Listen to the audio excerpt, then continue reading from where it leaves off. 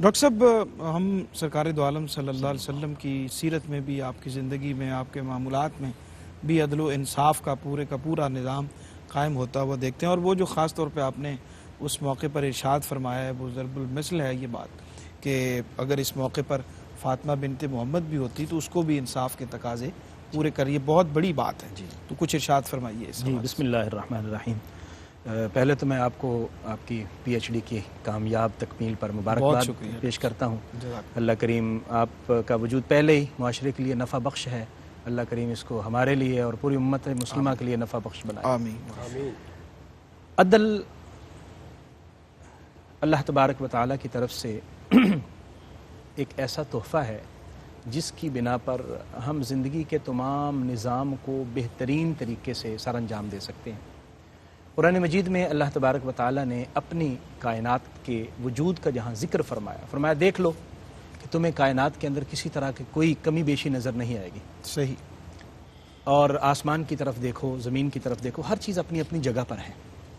تو جب میں نے عدل سے کام لیا، اور اللہ کی ذات کا جو اسم مبارک ہے وہ عادل ہے، اور نبی رحمت صلی اللہ علیہ وسلم کے اسماء مبارکہ میں بھی اسماء النبی میں عادل آتا ہے، ٹھیک، تو اللہ تعالیٰ کی ذات بھی عادل ہے، اور فرمایا کہ وَإِذَا حَكَمْتُمْ بَيْنَ النَّاسِ أَن تَحْكُمُوا بِالْعَدْلِ، جب لوگوں کے درمیان فیصلہ کرو تو پھر عدل کے ساتھ فیصلہ صحیح۔ کرو۔ نبی رحمت صلی اللہ علیہ وسلم کی حیات طیبہ کو ہم دیکھیں تو ہم مختلف پہلوؤں سے عدل کی خوبصورت تشریح وہاں سے لے سکتے ہیں۔ ٹھیک۔ حضور سرور دو عالم صلی اللہ علیہ وسلم نے ایک تو ان لوگوں کے فضائل کا اور ان کے مقامات کا اور کامیابی کا ذکر فرمایا جو عادل ہیں، صحیح، اور جو عدل نہیں کریں گے ان کے لیے عذاب کا ذکر فرمایا، اور پھر تیسرے نمبر پر ہم حضور صلی اللہ علیہ وسلم کی سیرت طیبہ کو دیکھ سکتے ہیں کہ عملی طور پر آپ نے کس طرح مظاہرہ کر کے ارشاد فرمایا۔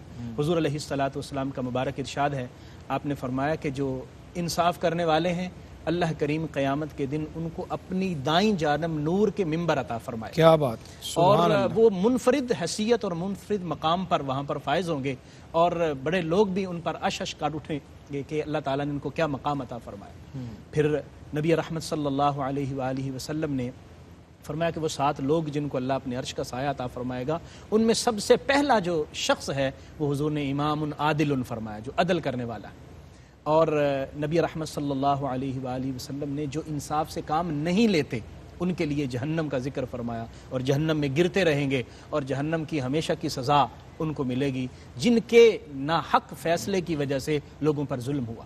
ٹھیک۔ آقا کریم صلی اللہ علیہ وسلم کی سیرت طیبہ اگر ہم دیکھیں تو حضور علیہ الصلاۃ والسلام نے آپ نے انصاف کو اور عدل کو فوقیت عطا فرمائی ہے۔ اب دیکھیں قرآن مجید میں جب حضور کو فرمایا گیا نا کہ محبوب آپ اور آپ اپنی امت کو بھی سبق دیجئے، لا یجرمنکم شنآن قوم علی الا تعدلوا اعدلوا هو اقرب للتقوی، کسی بھی قوم کی مخالفت یا آپ کے ساتھ اس کا ذہن نہیں ملتا تو یہ مقصد نہیں ہے کہ آپ عدل کو چھوڑ دیں، نہیں، آپ ہمیشہ عدل سے کام لیں۔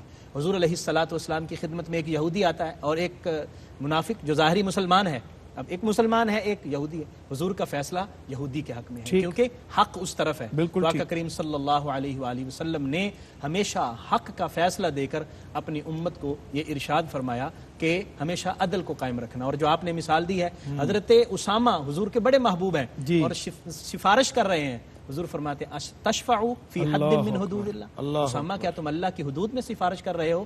یعنی عدل قائم رکھا جائے گا، سفارش بھی قبول نہیں ہوگی۔ بالکل ٹھیک ہے۔